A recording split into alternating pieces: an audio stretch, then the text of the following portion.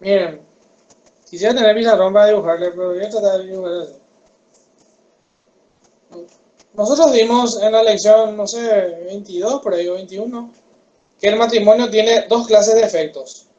Los efectos personales y los efectos patrimoniales.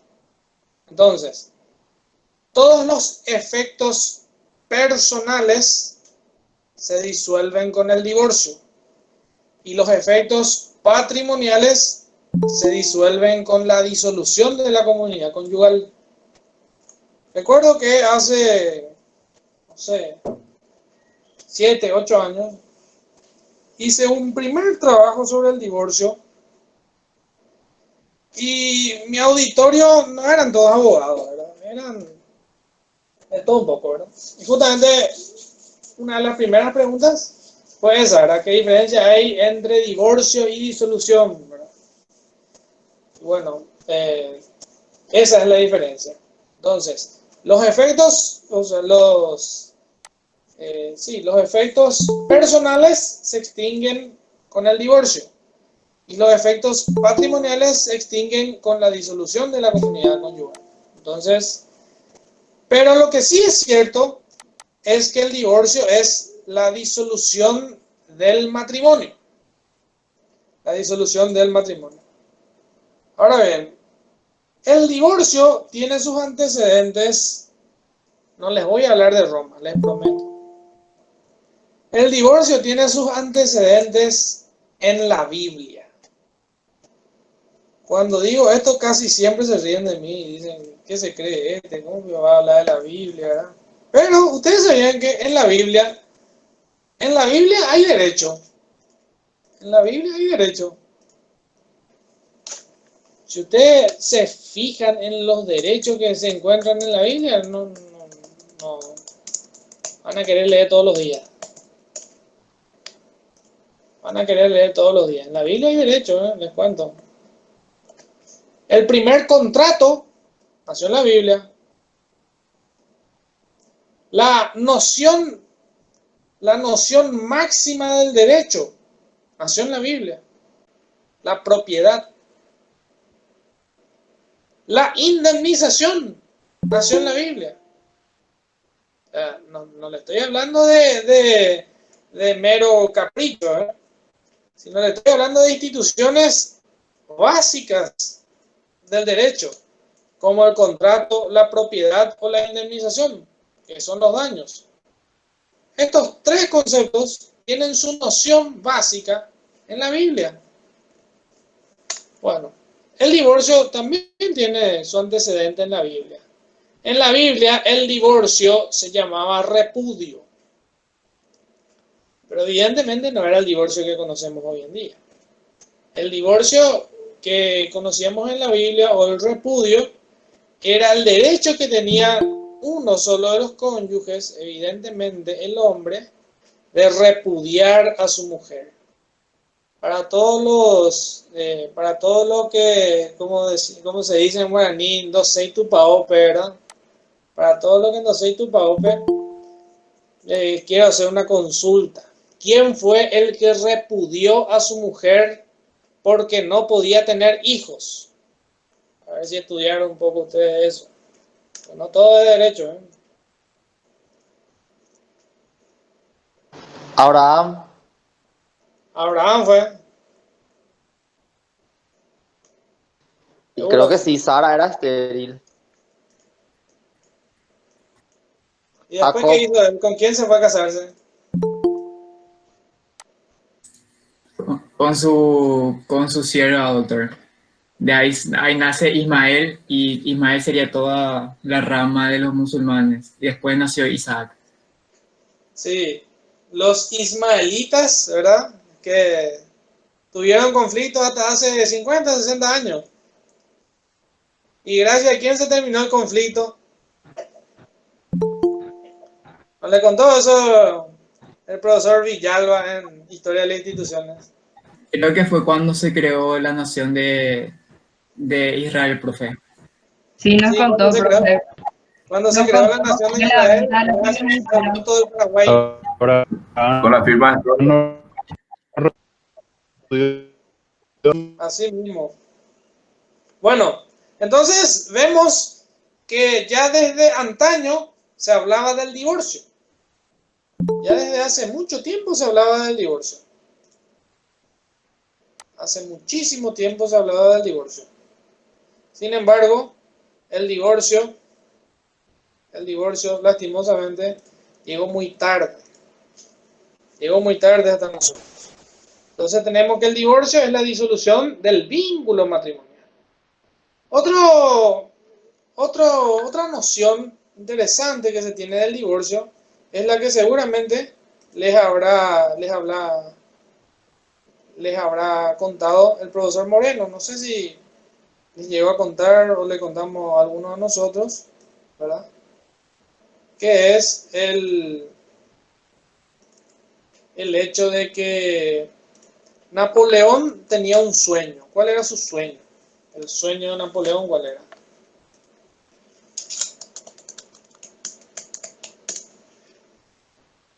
¿Cuál era el sueño de Napoleón? Napoleón quería conquistar toda Europa. Pero para conquistar toda Europa, ¿qué tenemos que hacer primero? Tenemos que empezar por casa, ¿verdad? Así es que Napoleón tenía un grave problema como muchos de ustedes o muchos de nosotros. El grave problema de Napoleón era que estaba casado. ¿Y cómo? Si no puedes conquistar tu casa, si no puedes decidir ver fútbol en vez de ver Netflix, entonces ¿cómo vas a conquistar el mundo? Primero tienes que conquistar tu casa.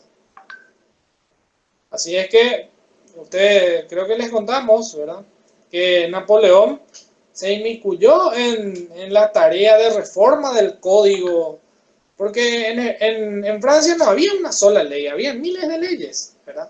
Entonces Napoleón dijo, no, acá así no se puede gobernar. Nosotros tenemos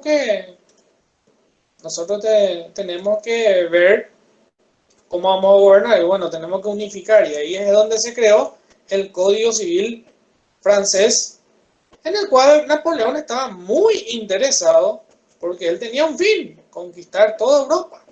Pero para conquistar toda Europa, primero tenemos que dejar la casa en orden.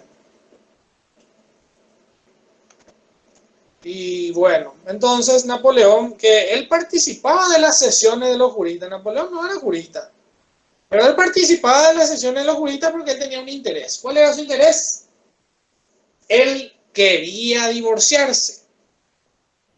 Pero ¿cómo va a haber divorcio? No existía el divorcio. El divorcio existió en la Biblia, pero luego en Roma ya no existió y por lo tanto no se trasladó, no apareció en el Corpus Juris Civilis. Entonces, ¿cómo íbamos? Porque recuerden que antes del Corpus Juris Civilis, un tiempo antes, se editó el Corpus Juris Canonici, del derecho canónico. Y el derecho canónico decía que el matrimonio es, bueno, también les digo al doctor la vez pasada, que por un concilio se elevó al matrimonio a la categoría de sacramento. Los católicos entienden que existen 7 sacramentos, uno de los cuales es el matrimonio, y por lo tanto el matrimonio es indisoluble para Dios. Sin embargo, lo que sucedió en aquel entonces fue que legalmente se trató de separar la idea de que el matrimonio no es un sacramento. Existe sí en la iglesia o para la iglesia el sacramento del matrimonio, pero que el matrimonio regulado por la ley no es el mismo sacramento que dice la iglesia. El matrimonio regulado por la ley es una institución. Así es que en el Código de Napoleón se entendió que el matrimonio no era el mismo matrimonio que decía la iglesia, sino que era otro matrimonio, que era otra institución al que le dieron el nombre de contrato.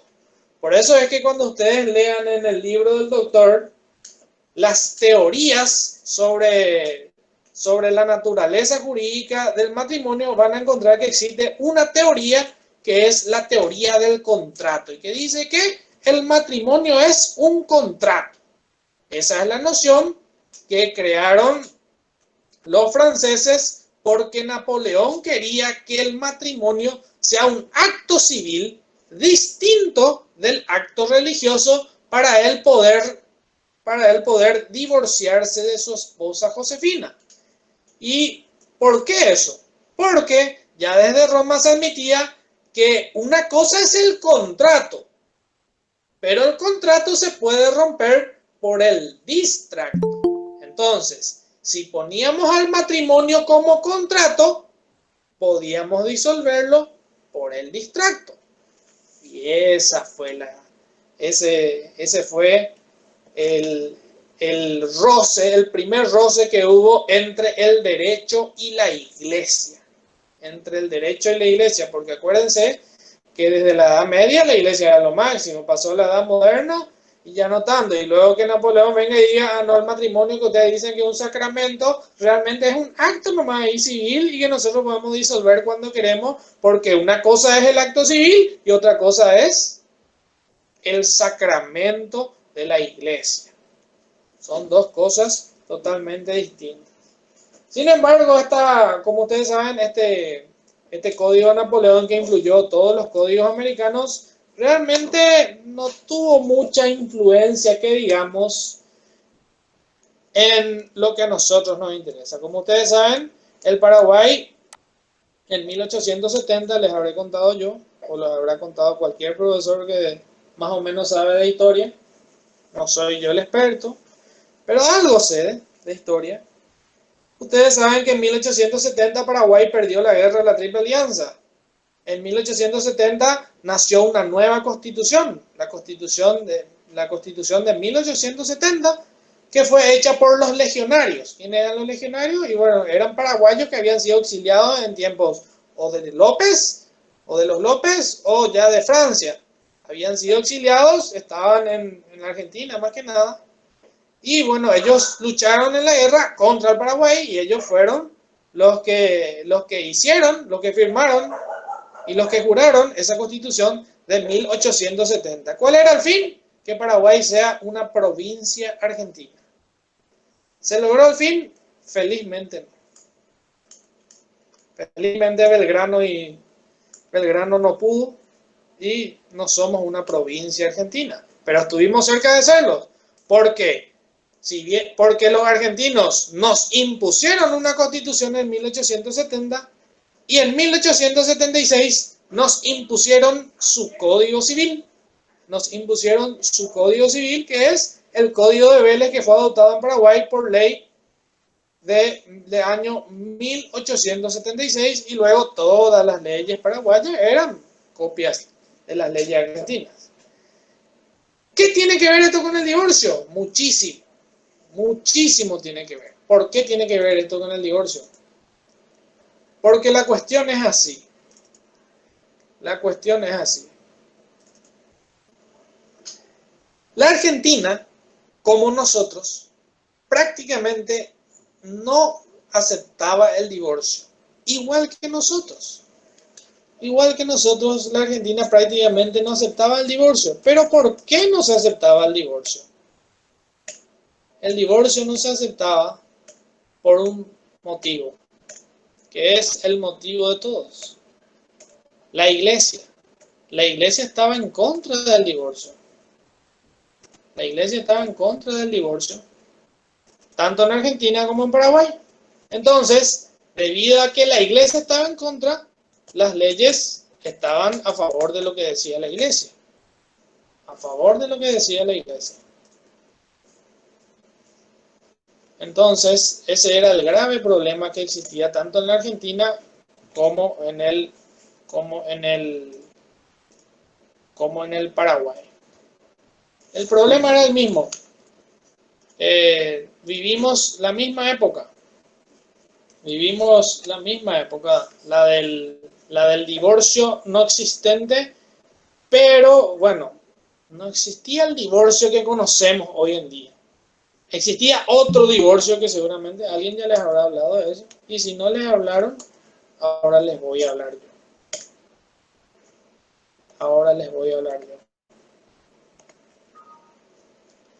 El divorcio, entonces. El divorcio El divorcio fue un grave problema siempre desde la época de Napoleón, desde que Napoleón se alzó contra la iglesia. Entonces el debate siempre fue el derecho y la iglesia con respecto a la institución del matrimonio y a la de la iglesia. La iglesia obviamente siempre se opuso y hasta hoy en día se opone al divorcio. Se opone al divorcio. Pero la ley tuvo que ir viendo cómo se puede hacer para que se reconozca al divorcio. Y así es que apareció el divorcio vincular. Pero hoy nos vamos a hablar del divorcio vincular. Como ven, estamos haciendo una evolución histórica, y estoy buscando algo que les quiero leer. Este es el libro de Guillermo Borda, un tratadista argentino, que fue el que hizo una modificación del Código de Vélez en el año 1967. Él era el presidente de una comisión que modificó el Código de Vélez en 1967, donde se introdujo una mejora. Y Borda decía, con el cristianismo se planteó la indisolubilidad del matrimonio. Luego vamos, acá habla de la Biblia, del derecho canónico, como ya les hablé, habla de las religiones, y dice esto.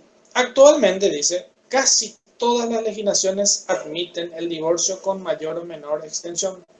Son contados los países que se mantienen fieles al principio de indisolubilidad del matrimonio. En América, la legislación divorcista se ha divulgado bajo la influencia de los Estados Unidos, que fue el que empezó, ¿verdad? En 1786 con Massachusetts, luego Nueva York. En Sudamérica han establecido el divorcio Uruguay, Perú, Venezuela, Colombia, Ecuador, Brasil y Bolivia. La pregunta es, ¿dónde están Paraguay y Argentina? Bueno. En cambio, mantienen la indisolubilidad del vínculo dice, entonces, Chile, Paraguay y Argentina. Obviamente, Borda hizo esto muchos años antes de que en nuestro país exista la ley de divorcio. Entonces les quiero decir, en Sudamérica, Paraguay, Argentina y Chile eran los únicos países que no admitían el divorcio. El divorcio que hoy conocemos como divorcio vincular. Sin embargo, hola, ¿me ven? ¿Me escuchan? Sí, profe, te vemos ahora. Bueno, entonces, Paraguay, Chile y Argentina eran ya los únicos países que no admitían el divorcio. Pero, ¿qué tuvo que pasar para que estos países admitan el divorcio? Tuvo que pasar algo. Hay una parte de la historia que a los no católicos no les gusta tanto, ¿verdad? Primero que nada, que se les diga protestantes, ¿verdad? Son los protestantes. Bueno, una parte de la historia que no sé por qué no les gusta es que ¿cuál fue el móvil de Martín Lutero para alzarse contra la religión católica? El amor. Él estaba enamorado de una monja y él quería casarse, pero las monjas no se podían casar porque la religión decía que no. Bueno, asimismo, el cambio de esto se dio justamente por el amor. A fines de los años 80, una pareja argentina, él estaba divorciado. Él estaba divorciado y ella también. Era una pareja de divorciados. En Argentina, desde los años 60, uno ya se podía divorciar, Pero el que se divorciaba no se podía más casar. Entonces, ¿para qué nos divorciamos? ¿Verdad? Realmente la evolución legislativa en Argentina fue un poco, fue escalonada, digamos. La nuestra no. En la nuestra no había y después ya hubo todo. Sin embargo, la de ella fue escalonada. Primeramente existió un divorcio, luego existió un divorcio, otro escalón más, pero el que se divorciaba, con la modificación del 67, que justamente hizo Borda, no se podía volver a casar. O sea, el divorciado no se podía volver a casar. Y ahí es donde nos encontramos con el problema. Usted cree que no me ven, ¿verdad? O no es el problema si me ven o no. Sí te estamos viendo, profe. Un poco oscuro más. Ahí, a hacer brillar mi cara por lo menos. Bueno, entonces, desde la modificación del Código de Vélez en el año 67, se podía uno divorciar en Argentina, pero el divorciado no se podía volver a casar, y ese era el problema. Porque existía una ley del matrimonio civil que estuvo vigente en Argentina por muchísimos años y que también estuvo y está vigente en Paraguay, que es la ley del matrimonio civil. Sigue vigente en algunas cuestiones. Muchas fueron derogadas o por el Código Civil o por la ley 1/92, pero sigue vigente en algunas cuestiones. Esta ley decía que un matrimonio no se podía dar entre dos divorciados. Hasta que esta pareja, que ya eran dos divorciados y que tenían una relación sentimental, ¿qué hizo en Argentina? Y después le voy a contar algo parecido que sucedió en Paraguay. ¿Qué hizo esta pareja? Una acción de inconstitucionalidad contra ese artículo de esa ley, de la ley del matrimonio civil. ¿Para qué? Para que se les permita volver a casarse. Se les permita volver a casarse. Fue una conmoción gigantesca, no solamente en Argentina, sino a lo largo del mundo, ¿verdad? Que esta pareja promovió una acción de inconstitucionalidad y la Corte resolvió hacer lugar, se declaró la inconstitucionalidad de esa ley. La pareja pudo casarse, pero eso no terminó ahí. Unos meses después, en el año 1987, la Argentina admite el divorcio vincular, que permite volver a casarse. Ubíquense, año 1987. Nuestro Código Civil ya existía. Y ese año entró en vigencia nuestro nuevo Código Civil, que no hablaba del divorcio.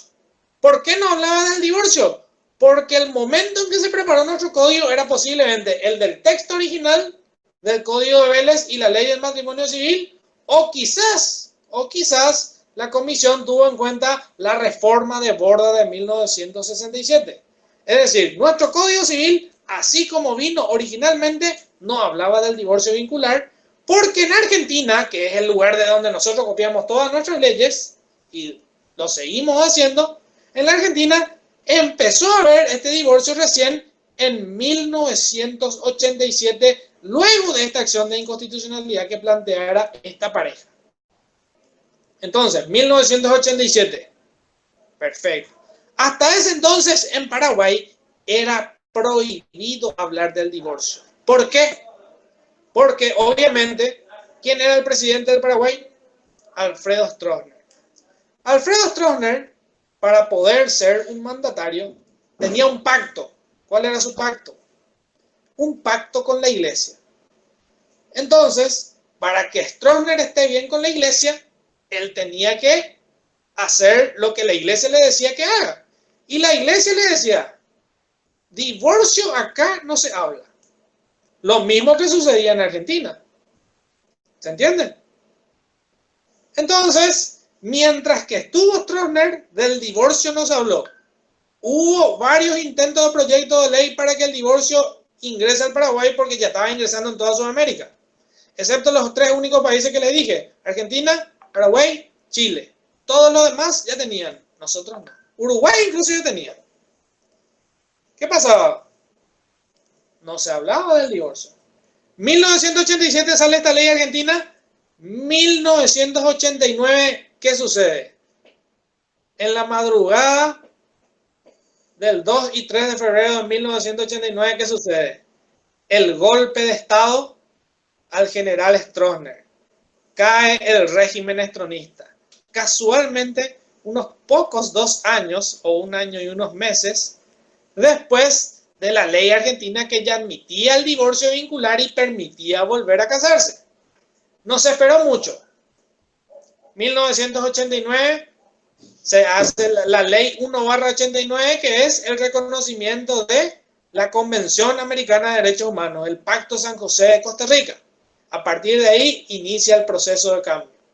En 1990, un año después, en 1990, se presenta el primer proyecto de ley. 2 diputados, Abraham Esteche y no me acuerdo el otro, está en el libro, presentan el proyecto, se discute unos meses, la base es la ley argentina que se había promulgado solamente 2 años antes, y por ley 45/91 se promulga la ley del divorcio vincular en Paraguay. Es decir, lo que ya existía en la Biblia, nosotros tuvimos recién desde el año 1991. Casualmente, el año en que yo nací. O sea que estuve siempre destinado a hablarles a ustedes del divorcio. Esa es básicamente la evolución histórica de la institución del divorcio. Pero lo que les quiero contar ahora es que realmente mal se dice que el Código Civil no reguló el divorcio. El Código Civil no reguló el divorcio vincular. El Código Civil sí reguló otra clase de divorcio. Existen 2 clases de divorcio. El divorcio vincular, del que vamos a hablar después, y el primero de ellos es el divorcio relativo, que en nuestro Código Civil se llama separación judicial de cuerpos y que está previsto a partir del artículo 167 del Código Civil y del que vamos a hablar de ahora en adelante. Entonces, artículo 167 del Código Civil regula el divorcio relativo o separación judicial de cuerpos. Y dice, los esposos pueden, cualquiera sea el país donde celebraron su matrimonio, separarse judicialmente de cuerpos por mutuo consentimiento y sin expresión de causa, después de transcurridos 2 años de vida marital. Es decir, permitía la separación judicial de cuerpos por mutuo consentimiento. ¿Qué quiere decir mutuo consentimiento? Ambos están de acuerdo. Primer requisito entonces, o sea, primera forma de divorcio relativo o separación judicial de cuerpos es mutuo consentimiento. Entonces, la separación de judicial de cuerpos puede ser por mutuo consentimiento o puede ser a petición de una sola de las partes. Vamos a hablar primero de mutuo consentimiento. Ahora, si ustedes se fijaron, dice acá, por mutuo consentimiento sin expresión de causa. Es decir, no hace falta que yo diga por qué me quiero divorciar. No queremos divorciar y punto. Ahora bien, dice, después de transcurridos 2 años de vida marital. Es decir, yo me caso hoy y dentro de 2 años recién puedo iniciar el juicio. ¿A qué me caso hoy y dentro de 2 meses no la aguanto más y ya? No existe eso. La separación judicial de cuerpos condicionaba que la separación por mutuo consentimiento debía tener un plazo mínimo de 2 años de matrimonio. Si yo presentaba 1 año y medio de matrimonio, el juez rechazaba la demanda, ¿no? No se cumplió el plazo mínimo. Ahora dice, de este derecho gozarán igualmente los menores emancipados por el matrimonio. Pero, dice otra vez el plazo, solo después de 2 años de cumplida la mayoría de ambos esposos. Es decir, si nos casamos y yo tenía 16 y ella tenía 14 en aquel entonces, Recién íbamos a poder divorciarnos cuando yo cumpliera 20. O al tiempo del código era cuando yo cumpliera 22, porque la mayoría era a los 20 y 2 años después de la mayoría decía a los 22. O sea, larguísimo era el plazo. Antes de eso no podía existir divorcio por mutuo consentimiento. Luego el 168 habla del procedimiento y dice: el juez escuchará separadamente a los dos cónyuges dentro del plazo de 30 a 60 días para que confirmen o no su voluntad de separarse. ¿Cómo se hace eso? Por medio de una audiencia.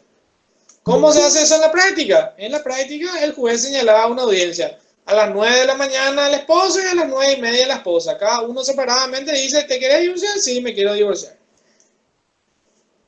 En teoría, el juez tiene que procurar que las partes no se divorcien o no se separen de muertos. 169. El juez homologará el acuerdo si se ratificaren ambos cónyuges dentro del plazo que les fuere señalado. Si cualquiera de ellos se retractare o guardare silencio, se rechazará el pedido de separación.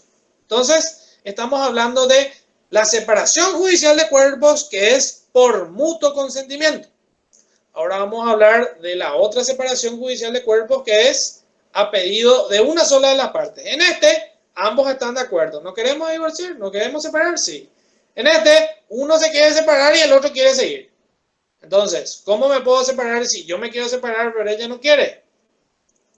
170 dice: la separación de cuerpos podrá ser demandada por cualquiera de los cónyuges por las siguientes causas. Es decir, si uno solo de los cónyuges quiere separarse, tiene que alegar y probar alguna de estas causas. El divorcio, o sea, la separación judicial de cuerpos sin expresión de causa, es solamente para los casos en que ambos conjuntamente quieran divorciarse. ¿Cuáles son estas causas? Primero, el adulterio. Y ahí es donde tengo que parar. ¿Qué es para ustedes el adulterio?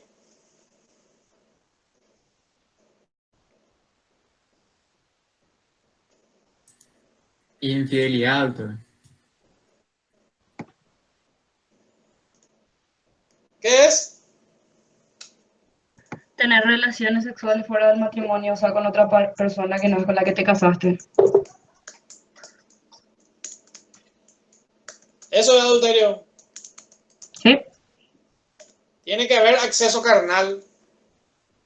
Y debe ser comprobado. Entonces, si me arriesgaría a decir que si tiene un hijo con otra persona y se demuestra, Sí.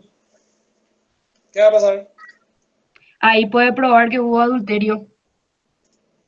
Si la tiene mujer un queda hijo con otra- embarazada de otra persona, por ejemplo, o viceversa. Bueno, entonces tuvo que tener un hijo con otra persona. ¿Y si no tuvo hijo? Y si no tuvo hijo con testigos, Con testigos. Profe, Sí. había dicho el doctor Moreno, creo que cuando comenzamos a hablar de los regímenes, que había, no era, se comprobaba el juicio con hechos especulativos, creo que era ahí el juez ahí tenía que tomar una decisión porque no puede ser un hecho fáctico, ¿verdad? Porque para que haya adulterio tiene que haber la penetración, ¿verdad? Entonces era muy difícil y comprobar eso, era una cronología de hechos en donde el juez podía revisar. Algo así dijo el doctor. Excelente, excelente. Está bien. Ahora yo les voy a complicar la cosa. ¿Qué diferencia existe entre adulterio e infidelidad?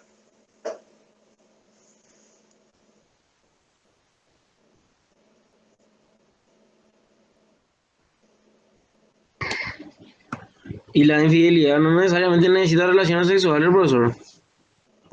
Uno puede ser infiel sin tener relaciones sexuales. ¿Cómo sería eso? Y cualquier encuentro furtivo con besito de por medio ya es una infidelidad. Eso ya es infidelidad. Y si Sí, mensajes de WhatsApp. No, y obvio, lógico. ¿Y ¿Qué más? Fotos. Y todo lo que indique ser infiel es prácticamente infidelidad. Ese es infiel. Y el adulterio es más grave entonces. Y sí, tiene más culpabilidad. Tiene más culpa. Me gusta Ñembo. culpa ya dijo. ¿No? Culpa. Una cuestión de daño ya, ¿eh? La culpa. Exactamente como ustedes están diciendo. La infidelidad es todo lo que ustedes dijeron. Mensaje, lo que dijeron ustedes. Todo eso es infidelidad. Pero la infidelidad no es causal de separación. El adulterio es. Y para el adulterio, ¿qué tiene que darse? Acceso carnal. Ahora, yo tengo que alegar eso y probar en el juicio. ¿Y cómo vamos a probar el acceso carnal?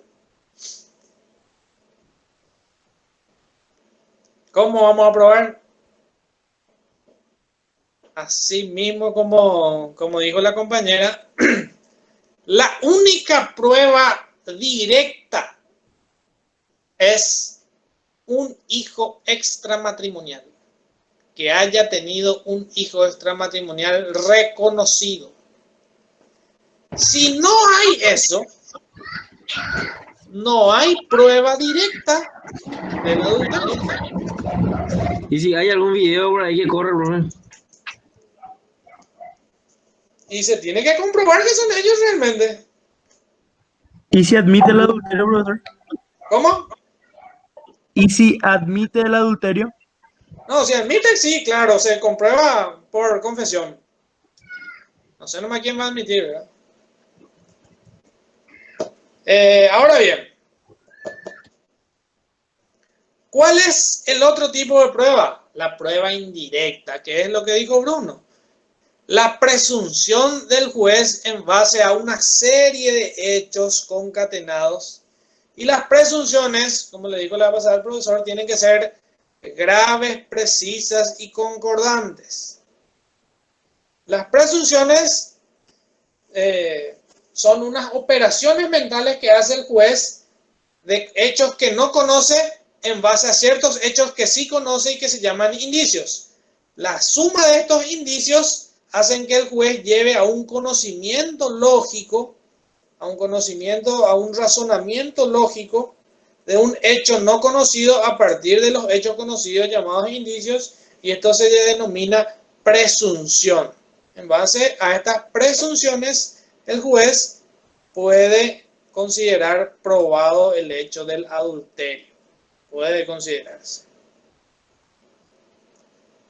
Ahora bien, seguimos. Inciso B dice, la tentativa a uno de los cónyuges contra la vida del otro y el homicidio frustrado, sea como autor o como cómplice. La tentativa de uno de los cónyuges contra la vida del otro, es decir, un atentado contra la vida del otro. Y el homicidio frustrado, le quise matar pero no le maté, como autor o como cómplice. Entonces, si le quise matar pero no le pude matar, le quise matar pero no le pude matar, en ese caso, ¿qué sucede? Esa persona obviamente va a poder solicitar la separación judicial en base a este inciso, siempre y cuando pueda probarlo, ¿verdad? ¿Cómo lo puede probar? Y diversas formas. Puede haber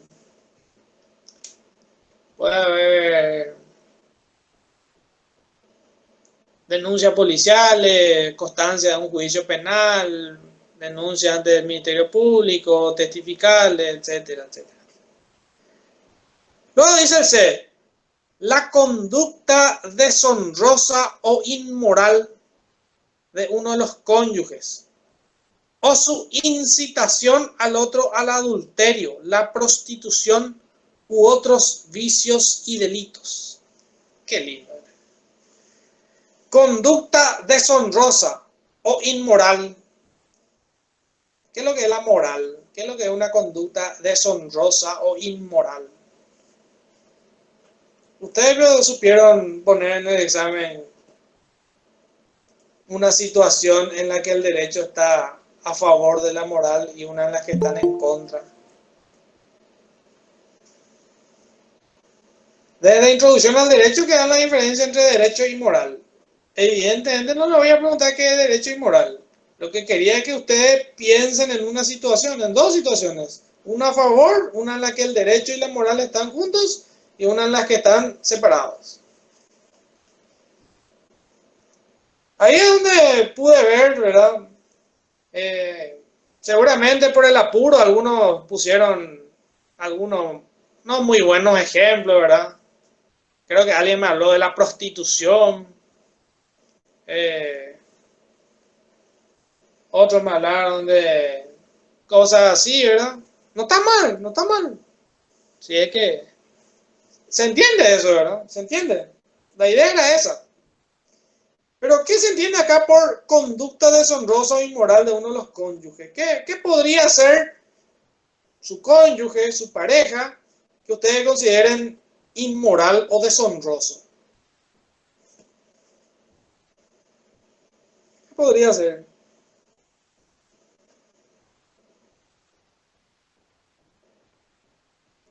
Y hoy en día cualquier cosa, cualquier me gusta a una publicación ya es deshonroso y es inmoral para ustedes.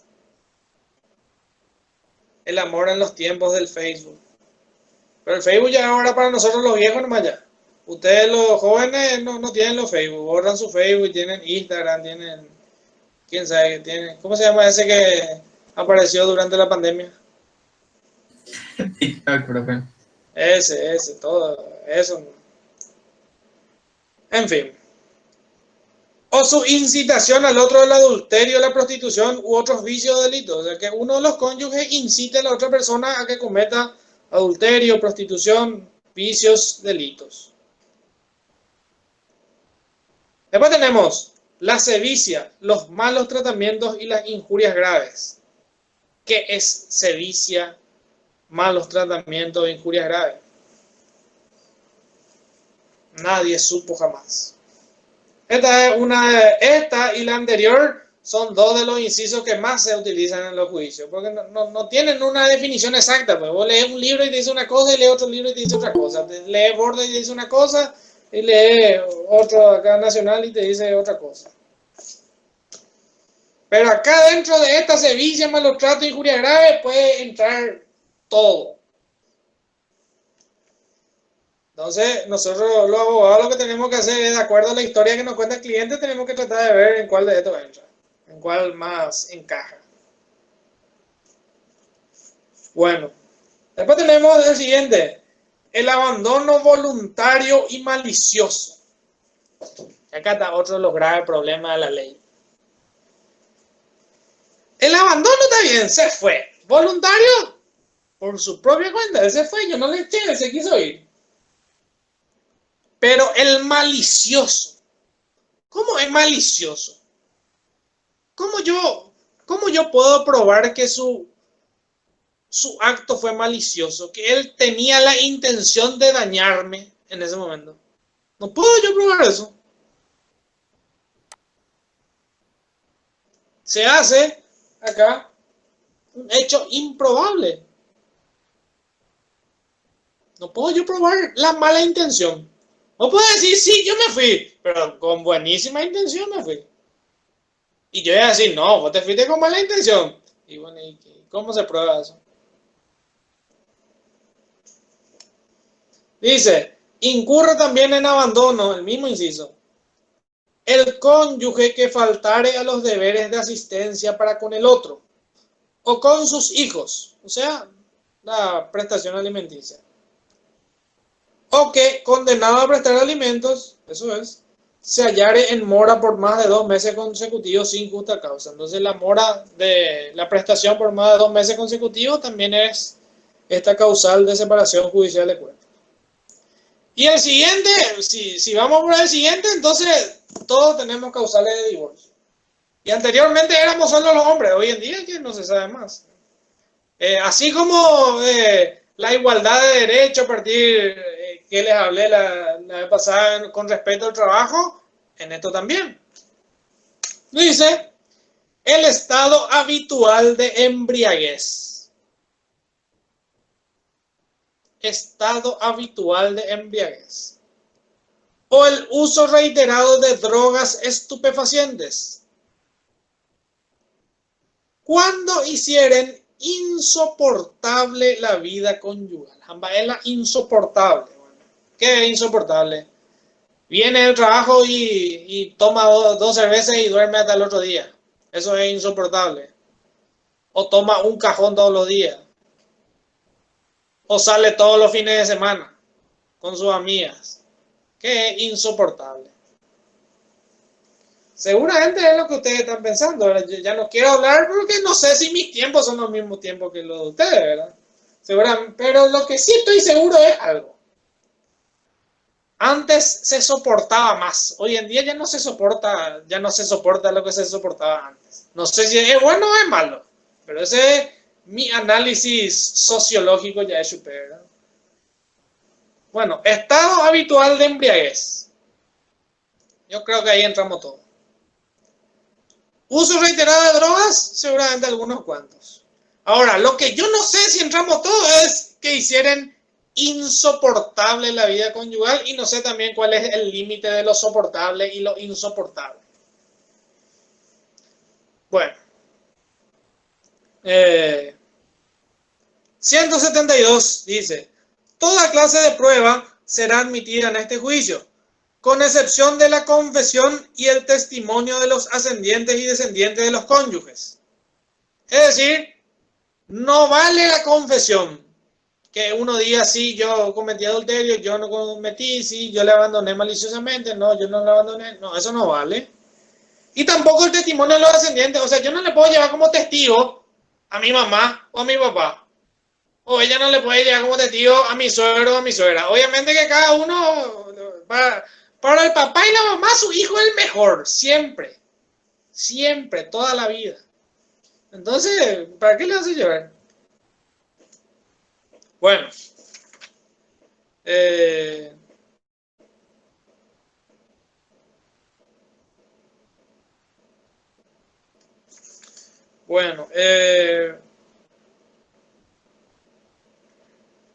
El 171 habla de unas medidas cautelares que el juez podría decretar, como son la separación personal de los esposos, autorizar a la mujer a residir fuera del domicilio, disponer que el marido lo abandone.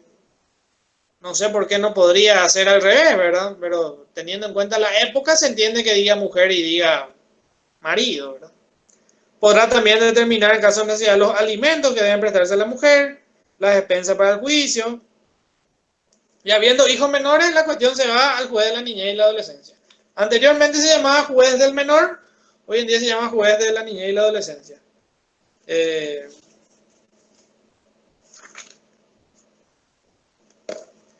En los casos del artículo 170 dice los incisos, entiendan bien, esto es importante. El 174 dice, en los casos previstos del artículo 170, o sea, las causas de separación judicial de cuerpos, dice, la sentencia se pronunciará sobre la culpabilidad de uno o ambos cónyuges. Es decir, en la sentencia de divorcio, de separación judicial de cuerpos, el juez tiene que decir, Bruno es el culpable del adulterio. ¿Y qué importancia tiene esto? No sé si vieron la vez pasada, el profesor Martínez Simón hizo una clase online sobre los daños en el derecho de familia. Sobre los daños en el derecho de familia. Y bueno, habló justamente de si se podría o no demandar, al excónyuge del cual uno se divorció. ¿Verdad? Y bueno, en este caso, por ejemplo, si la sentencia dice que vos tenés la culpa, entonces uno de los presupuestos de la responsabilidad ya tiene la culpabilidad. Tiene que buscar los otros nomás ya. Entonces ya hay uno. Bueno, entonces, hasta ahora todo muy lindo, ¿verdad? Hay dos clases, el divorcio, la separación por mutuo consentimiento y la otra es la separación por petición de una sola de las partes. En este caso tiene que alegar y probar las causas del artículo 170. Si era por mutuo consentimiento, no hacía falta decir ningún motivo por el cual se querían divorciar. Para la separación por mutuo consentimiento había un plazo mínimo de 2 años para los mayores de edad y 2 años desde la mayoría de edad, para los menores emancipados.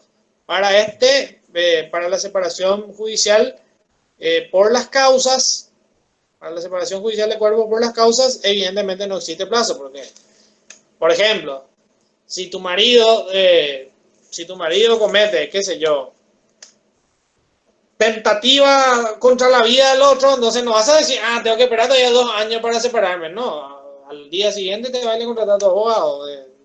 Así es la cosa. Tenés que hacer rápido antes de que te agarre ¿cómo es que dijimos ese? El síndrome de Estocolmo. El síndrome de Estocolmo. Así como la Casa de Papel. Bueno, ahora bien, ¿qué diferencia existe entre este divorcio del que les hablé ahora y el otro divorcio, que es el que creo que ustedes conocen en su subconsciente? Por lo menos tienen una idea del divorcio ese que les voy a hablar el jueves. Entonces, ¿qué diferencia existen? Existen diferencias en cuanto a sus efectos. En primer término,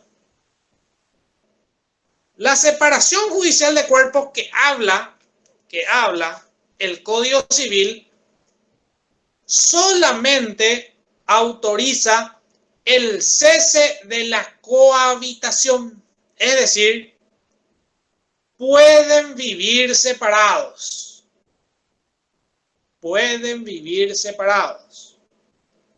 Pero todos los demás deberes del matrimonio que ustedes dieron con el doctor, por ejemplo, fidelidad, ayuda mutua y respeto, todo lo demás, todo eso sigue plenamente vigente. Esta separación judicial de cuerpos solamente permite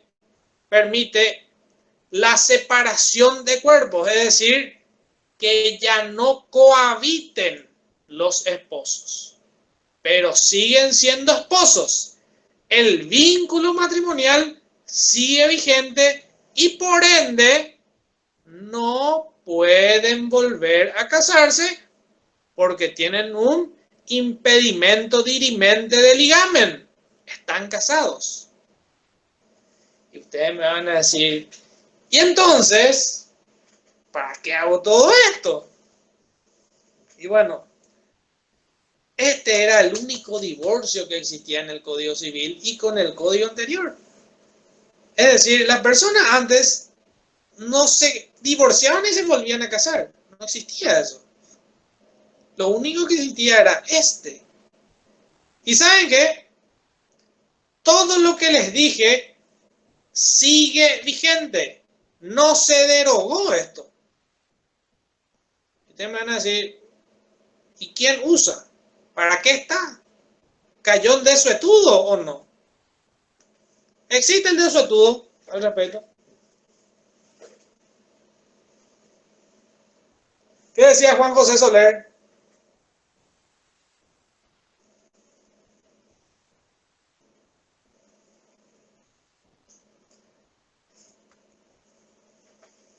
En nuestro derecho el desuetudo no existe. La ley o está vigente como este, o está derogada como el Código de Vélez. No hay un punto intermedio. Este está vigente, no se usa, no importa, está vigente. Se puede usar en cualquier momento. Yo mañana puedo ir a iniciar un juicio de separación judicial de cuerpos. Y capaz el dactilógrafo o el juez mismo nunca hizo un juicio igual. ¿De qué juez? Pero va a tener que hacer porque la ley dice. ¿Entiendes? No existe eso, estudio. No existe. Ya decía Juan José Soler. Y lo seguimos diciendo nosotros hoy en día. No existe. O está vigente o está derogada. Una de ambas. Ahora, ¿cuál es otra cuestión de esta separación judicial de cuerpos? solamente autoriza el cese de la cohabitación. Por lo tanto, se conserva la vocación hereditaria. Es decir, si estaban separados de cuerpos y una persona muere, este le hereda. Qué lindo. El que se separó de tu mamá o de tu papá hace 20 años y que no viven juntos, viene y hereda y lleva la mitad de todos los bienes. Qué lindo, ¿verdad? ¿Y saben qué? Eso sigue pasando hasta hoy en día y existiendo el divorcio. Porque en Paraguay tenemos un grave... Pero esto es increíble. Sinceramente, esto es increíble. En Paraguay, la gente se casa y gasta millones para casarse, pero no le quiere pagar a su abogado el 5 o el 10% de lo que gastó en su boda para divorciarse. ¿Cuáles son los efectos? Nefastos. ¿Te querías sacar un préstamo? No, tiene que firmar tu señora. Ah, pero yo estoy separado hace 20 años. No importa, entonces ti que va a matrimonio y decir que estás casado. Y la gente te quiere decir, no, para mi cédula dice soltera. No, tu cédula no importa, eso no es documento. La cédula no es documento. Ese es un invento ahí que le hicieron de la policía. La cédula no es documento. Documento de identidad. No, eso no es documento. Jurídicamente hablando, el documento es tu certificado de nacimiento, tu certificado de matrimonio, tu certificado de función. Libreta de familia, ese tampoco no es documento. La gente lleva la libreta de familia para probar la vocación hereditaria en la sucesión. No sirve eso. Yo le puedo reconocer a un hijo que no es mío. No sirve eso no es documento. Otro problema del divorcio. El que les dije. Muere uno y el otro que vive hace 30 años con otra persona y le tiene 2 hijos más, 3 hijos más, 5 hijos más, que nunca más no vino ni no te preguntó si qué te pasa, si cómo te sentís. Viene y lleva la mitad de la herencia porque sigue estando casado. Sigue estando casado. ¿Se dan cuenta? Separación judicial de cuerpos. Yo quiero saber si me entendieron. Si hay alguna duda. Porque estoy seguro que nunca más en la facultad le van a hablar de esto. Lo que aprendieron hoy, aprendieron, y los que no, lastimosamente ya no lo van a aprender nunca más. En Derecho Procesal Civil no van a dar esta lección. En técnica jurídica no existe esta figura porque no se usa. Así que en ninguna otra materia no van a hablar de la separación judicial de cuerpos. Les aseguro.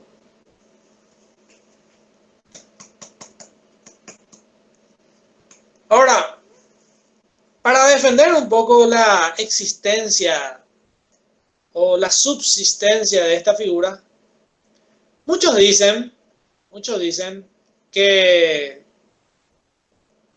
este divorcio, esta separación judicial de cuerpos o divorcio relativo, como se llama en la doctrina, tiene su subsistencia debido a que existen muchas parejas que, existiendo el divorcio, no quieren divorciarse, o sea, no quieren el divorcio vincular por cuestiones religiosas.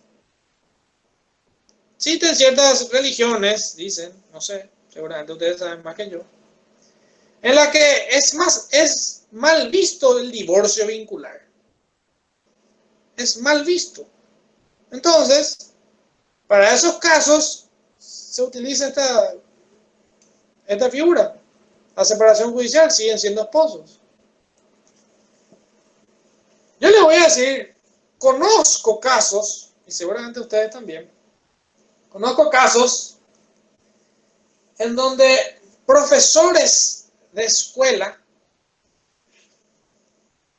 fueron despedidos de sus trabajos por divorciarse. funcionarios de empresas son despedidos de sus trabajos por divorciarse. ¿Saben por qué? Porque dicen que es un mal ejemplo.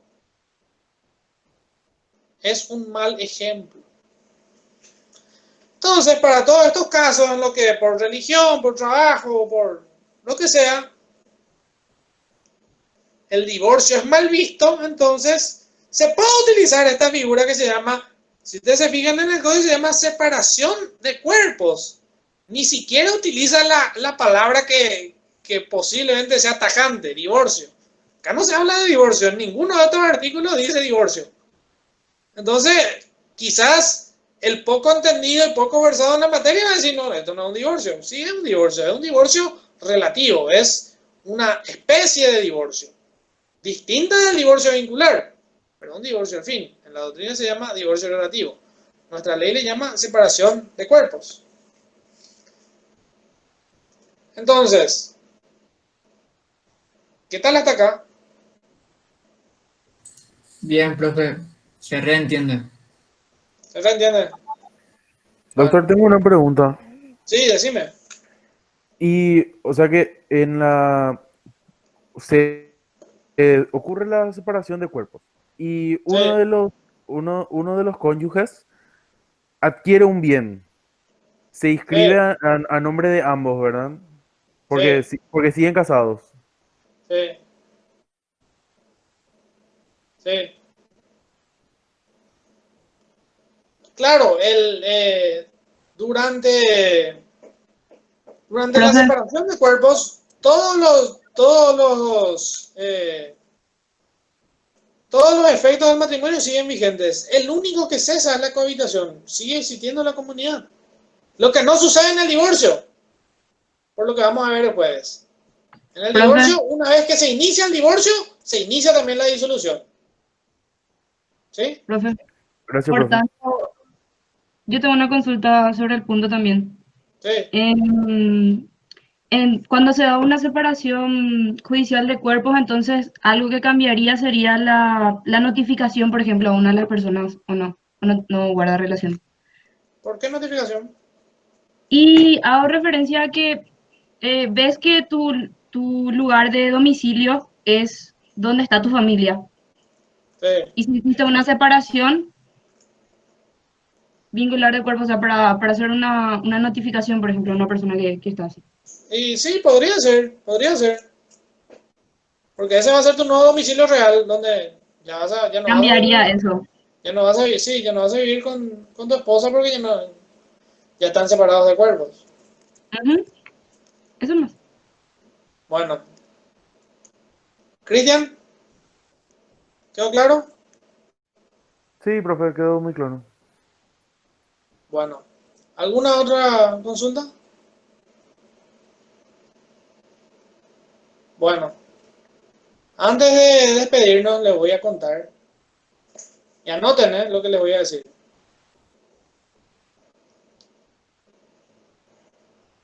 Durante Espera un la rato, profe. Espera un rato, porfa. No tengo Sí, bolígrafo. decime. No tengo bolígrafo. Ah, Un ratito.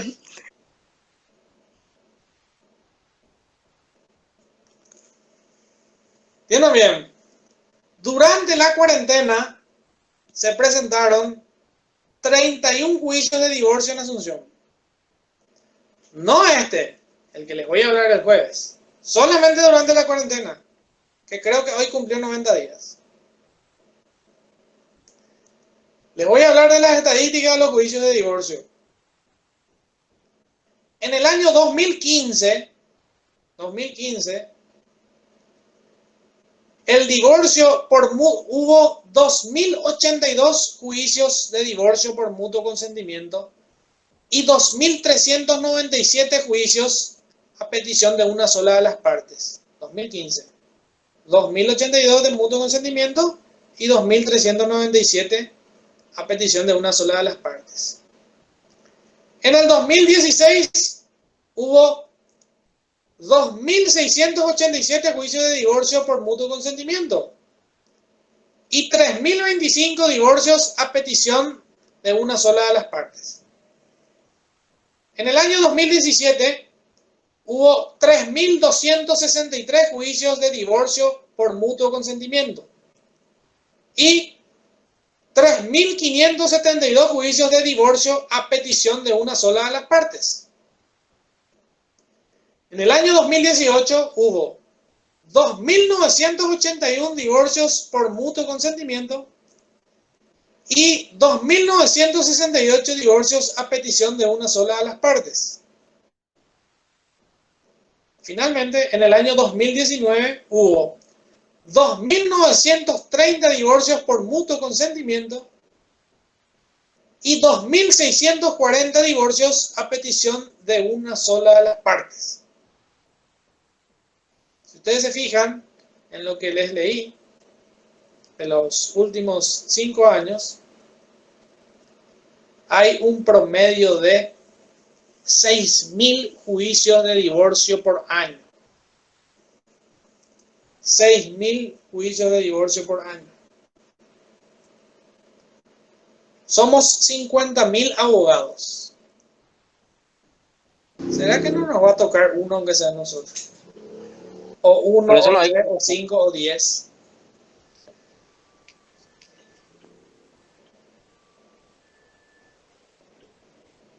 ¿Qué pasó, Marcelo? No, que por eso no hay que luego casarse. ¿Para qué te vas a casar y te vas a divorciar otra vez, pues? Ay, qué loco hacerse.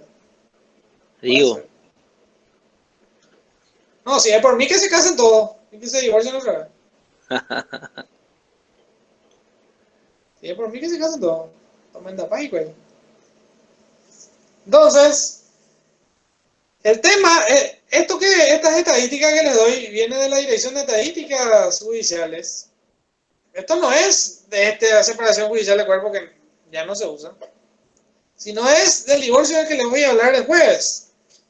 El divorcio vincular que fue creado por ley 45/91.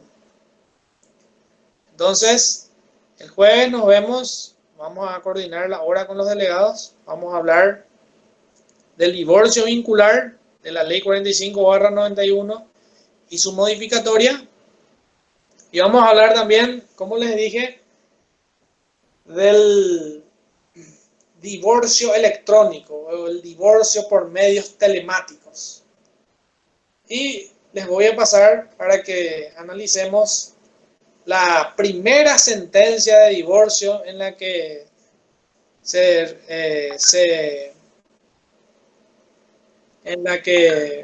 se utilizaron medios telemáticos, que es una sentencia del año pasado, del año 2019. Posterior a esa sentencia innovadora de un gran profesor, gran juez, gran amigo, luego de esa sentencia se promulgó una nueva ley en enero de este año que hoy en día ya expresamente permite la cuestión. De todo eso les voy a hablar el jueves, así que si no hay más consultas, quedamos hasta acá.